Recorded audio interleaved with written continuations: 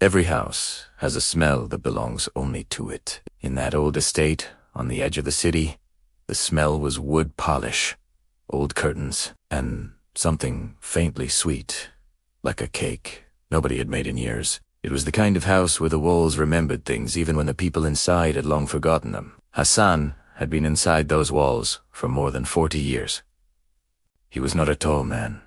He was not a loud man. He moved through the corridors the way a shadow moves quietly, close to the edges, never disturbing anything. His hair had gone fully white somewhere in his 50s, and now in his late 60s, he carried himself with the careful slowness of someone who has learned that the world does not stop for tired bones. He wore the same style of plain gray clothing every day, not because he had nothing else, but because after so many decades of being invisible, he had stopped seeing any reason to be seen. His day began before anyone else's.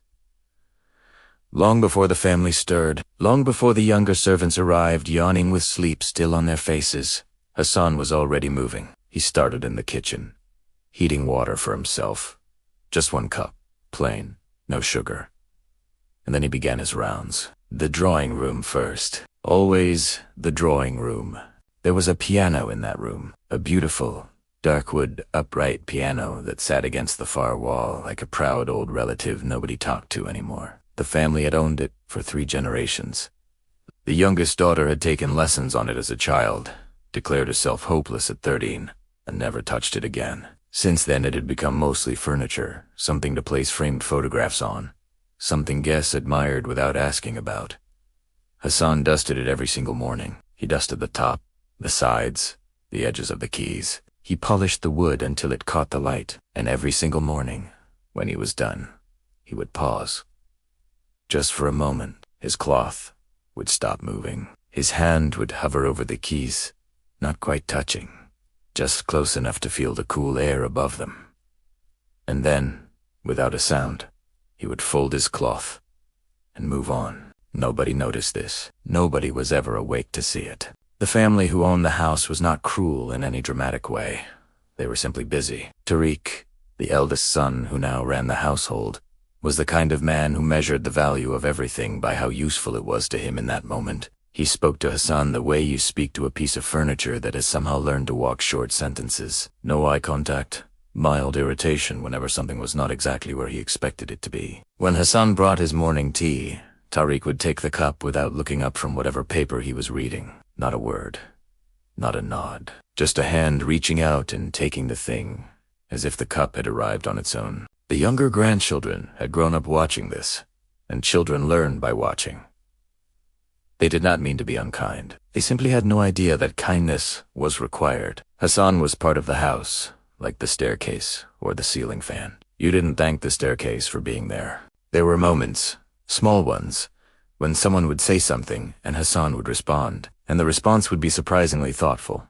The kind of answer that made you pause for just a second, before the conversation moved on and you forgot about it. Once, at a family dinner he was serving, the youngest grandson had asked a question about something he'd heard on the radio.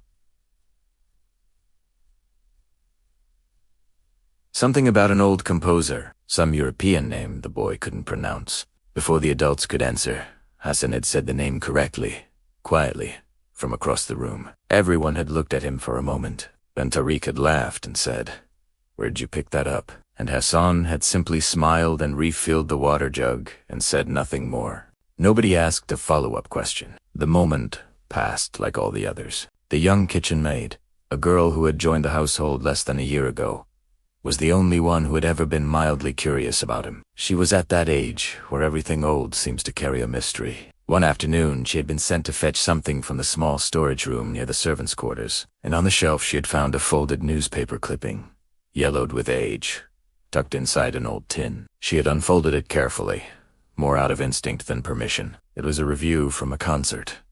Old paper, old ink, and in the review, below a heading she couldn't fully read, there was a photograph. A young man in a formal suit, seated very straight at a grand concert piano, his hands poised above the keys, with the confidence of someone who had done this many times, and was about to do it again. She had stared at the photograph for a long moment. There was something in the shape of the face, the line of the jaw. She told herself it was probably a relative. An uncle, maybe? Someone from before. She folded the clipping back carefully, placed it in the tin, and never mentioned it to anyone. The weeks passed the way they always did in that house, heavy and slow and predictable. Then Tariq's youngest daughter announced she was getting married. The house changed overnight. Suddenly there were lists everywhere. Phone calls at all hours. Relatives appearing from cities nobody had heard mentioned in years. Caterers came to look at the kitchen. A decorator walked through every room, taking notes. The drawing room, Hassan's drawing room, the one he had kept clean and quiet and perfect for 4 decades, was rearranged completely. The photographs were moved off the piano. The piano itself was pushed slightly to the left to make space for a small stage. A pianist had been hired, a professional, someone with a proper reputation. Tariq had been pleased about that. He liked things to be impressive. Hassan was assigned to the heavy work that week, moving crates of drinks, carrying folded tables up from the basement, rearranging chairs 3 times because the decorator kept changing her mind. He did all of it without complaint. At 68, with knees that ached in the cold and a back that had never fully recovered from a fall years ago, he carried things and moved things and rearranged things. And at the end of each evening he went to a small room, sat on the edge of his bed, and was quiet. The night before the wedding, he passed the drawing room late. Everyone else had gone to sleep. The room was decorated now. Flowers along the walls, soft lighting fitted near the ceiling, the tables draped in white cloth. The piano sat in its new position by the window, polished and ready, its lid propped open, the keys exposed in the dim light like a row of waiting teeth. Hassan stood at the doorway for a long moment. Then he turned off the light and went to bed. The next evening, 2 hours before the first guests were due to arrive, Tariq's wife came rushing into the kitchen with the look of someone whose world had just tilted sideways. The pianist had called. A family emergency. He would not be coming. The phone was passed from hand to hand. The wedding planner arrived and immediately began making calls. Names were suggested and ruled out. Someone knew someone who might know someone. The decorated drawing room sat silent and beautiful and completely useless. And the piano that Hassan had dusted every single morning for 40 years, stood there waiting, as it always had, for someone to finally sit down. In the back hallway, holding a stack of folded napkins, he had been on his way to set out. Hassan heard all of it. He said nothing. He just stood there, perfectly still, and listened to the panic filling the house. It was the kitchen maid who said it. She had not planned to. She was standing near the doorway of the kitchen, watching the panic move through the house like a wave, listening to the adults talk over each other, listening to names being suggested and rejected and suggested again. The wedding planner had her phone pressed to both ears at once, or at least that was how it felt. Tariq was pacing. His wife had sat down and then stood back up 3 times in 2 minutes. And then the kitchen maid thought about the tin, the folded newspaper clipping, the young man in the suit seated at the grand piano with his hands poised above the keys. She said it quietly, almost to herself. I think Hassan plays. The room did not go silent dramatically the way rooms do in films. It just slowed. Tariq stopped mid-step. He turned and looked at her with the expression of a man who has just been told something so unexpected that his brain needs an extra moment to decide whether to take it seriously. What? She explained about the photograph. The newspaper clipping. She said she wasn't completely sure that the face in the picture was younger, that she could be wrong, but something in her voice carried a certainty she hadn't intended, and Tariq could hear it. He found his son in the back hallway, still holding the stack of napkins, exactly where Hassan had been standing for the past several minutes, listening to everything. Tariq looked at him the way you look at a door you've walked past every day and suddenly noticed has carvings on it you never saw before. Do you play? He asked. Just that. No softening of it. No apology for never having thought to ask before. Just the question. Stripped bare Hassan looked at him for a moment. Then he looked down at the napkins in his hands. He set them carefully on the side table next to him, the way he set everything down. With attention, with care, one edge perfectly aligned. Then he looked back at Tariq and said, It has been a very long time. Which was not a no. Tariq stared at him for another second. Then he said, The guests arrive in 2 hours. Hassan nodded slowly, just once. "I know," he said. Nobody told him what to do next. Nobody needed to. He turned and walked down the hallway, toward the drawing room, and Tariq stood where he was and watched him go, and felt something he couldn't quite name settle in his chest like a stone dropping into still water. What happened in the drawing room in the hour before the guests arrived, nobody fully knows. Hassan was alone in there. The decorator had finished. The flowers were in place. The lighting was soft and warm. At some point, one of the younger servants passing the closed door thought she heard something, just a few notes, hesitant at first, like a person testing the temperature of water before stepping in. Then a little more. Then nothing again. Then more still. She stood in the corridor for a moment, listening, and then moved on because there was too much to do and not enough time. The guests arrived the way wedding guests always arrive, in groups, loud, full of greetings and compliments, and the particular energy of people dressed in their best clothes. The drawing room filled with perfume and conversation. The bride came down looking the way brides look when everything has gone right. The family gathered around her.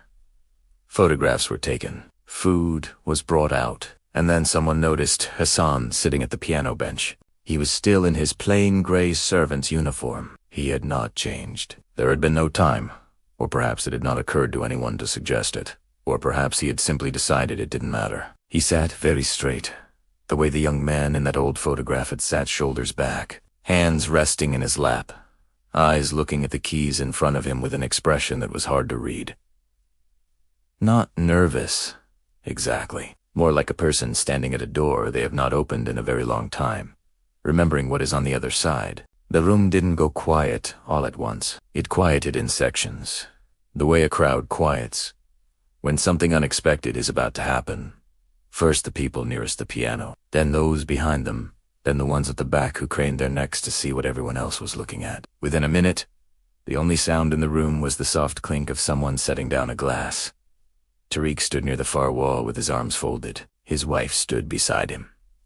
Neither of them spoke. Hassan looked at the keys for one more moment, then he placed his hands on them and began to play. The first few notes arrived quietly, almost gently, like a greeting. And then the music opened up. It was not the careful, polite performance of someone playing to impress. It was not background music. It was something else entirely full and warm and deeply felt. The kind of playing that makes you realize the difference between someone who has learned music and someone who has lived inside it. His hands moved across the keys with a certainty that had no business belonging to a man who claimed it had been a very long time. The music moved through the room, and the room changed. It is difficult to explain exactly how a room changes when something true enters it. But anyone who has experienced it knows. The air shifts. People stop performing their own conversations and simply listen. Something in them goes quiet that is usually never quiet. A few of the older guests closed their eyes. One woman pressed her hand to her chest without realizing she had done it. The children, who had been chasing each other between the tables, stopped and sat down cross-legged on the floor near the piano, as though pulled there by something they couldn't explain. The bride, standing in the center of the room in all her wedding finery, began to cry, quietly, almost privately, the kind of tears that come not from sadness, but from being unexpectedly moved by something beautiful. Tariq did not move from his position at the wall. He stood there with his arms still folded and watched the man he had handed teacups to for 20 years, the man he had spoken to in half-sentences and commands, the man whose name he had used, but whose life he had never once thought to ask about. He watched Hassan's hands move across those keys, the same hands that had polished that piano every single morning, and he felt something he was not prepared for. It was not pride, because he had no right to pride. It was not exactly shame, either, though it lived near shame. It was the particular feeling of realizing that you have been standing next to something extraordinary for a very long time, and treating it like furniture. Hassan played for almost an hour. He did not stop between pieces. He moved from one into the next, the way water moves naturally, without announcement. When he finally lifted his hands from the keys and placed them back in his lap, the room was silent for a full 3 seconds before the applause came. And when it came, it was not polite applause. It was the kind that starts before people have decided to clap, the kind that comes from somewhere lower than thought. Later, well after midnight, when the guests had gone and the flowers were already beginning to wilt at the edges and the last of the dishes were being cleared, Tariq sat down at the kitchen table and asked Hassan to sit with him. Just the two of them, a pot of tea between them. The house finally quiet. He didn't know how to start. He sat with his hands around his cup for a moment and then said, simply, "Tell me." And Hassan told him, not with bitterness, not with the weight of a man unloading a grudge he had carried for years. He spoke the way he did everything, calmly, simply, with no extra decoration. He had studied music formally as a young man, he said. Seriously?